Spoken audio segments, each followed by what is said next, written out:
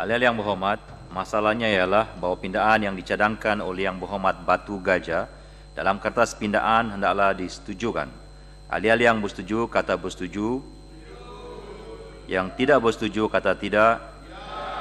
Lebih suara yang tidak bersetuju, pindaan tidak disetujukan. Pasal 22. Pasal 22 jadi sebahagian daripada rang undang-undang. Pasal 23 hingga 25. Pasal 23 hingga 25. Ya, sila Yang Berhormat. Datuk, Pengerusi, saya ingin memohon penjelasan berkenaan pasal 23 kurungan 4, di mana jawatan kuasa aduan akan menilai aduan yang diterimanya.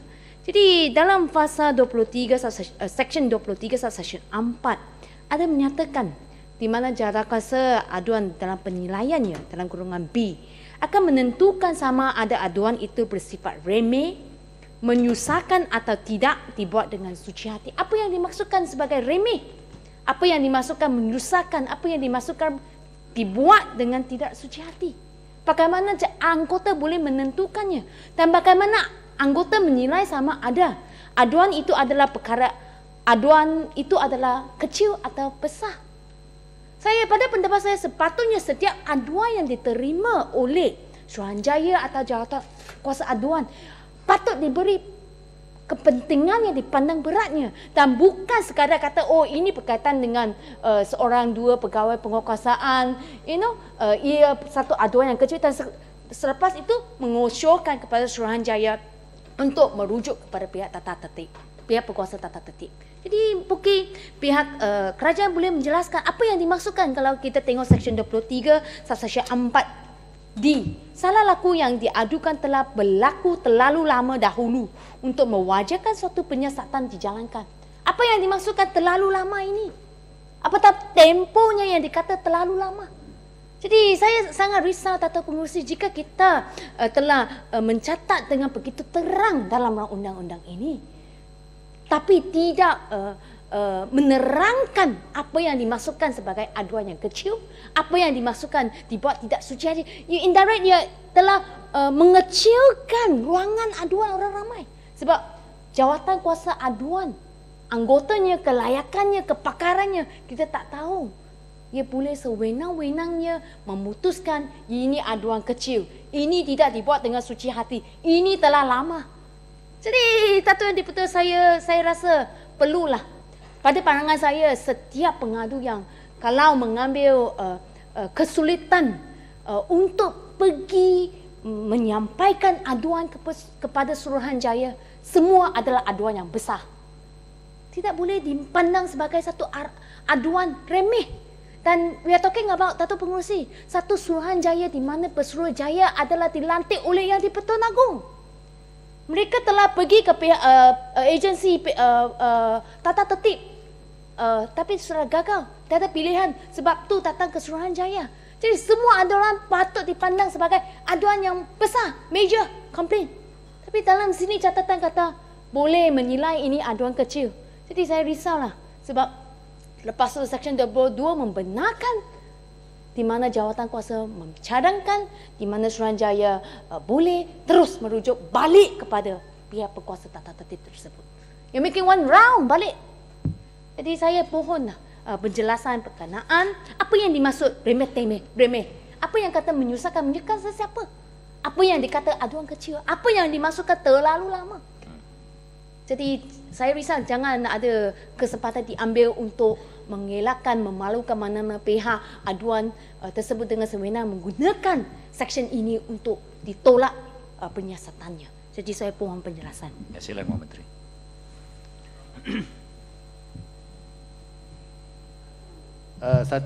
Kalau kita sebagai seorang peguam, Yang Berhormat Batu Gajah peguam, dalam penghujahan di mahkamah,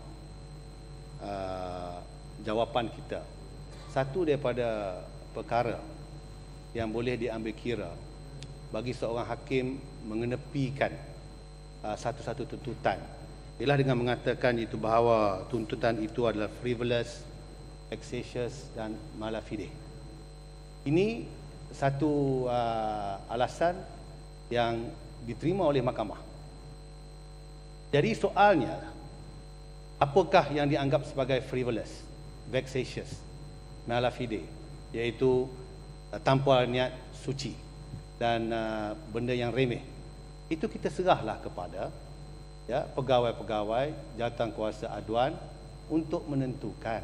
Dan mereka tahu memang ada setengah-setengah perkara itu yang dibuat aduannya memang sengaja diada-adakan.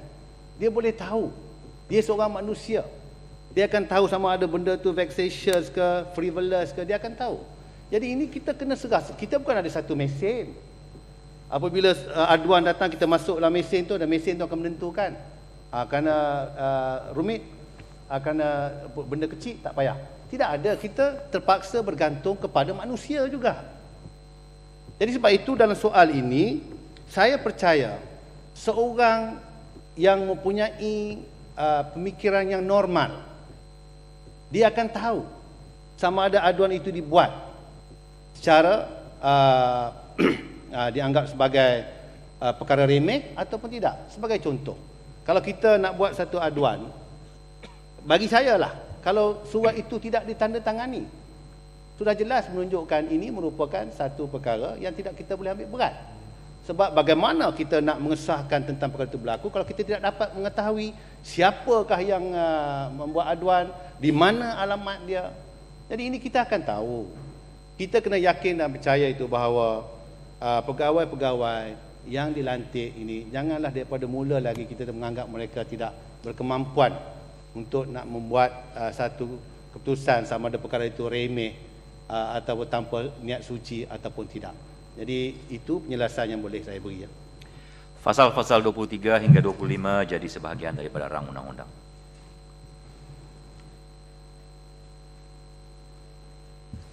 Pasal 26, pindaan oleh Yang Berhormat Sungai Siput. Sila Yang Berhormat. Terima kasih Dato' Pengerusi.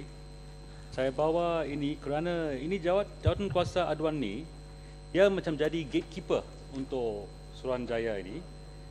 Dan bila aduan diterima, dia ini ditimbangkan oleh jawatan kuasa aduan.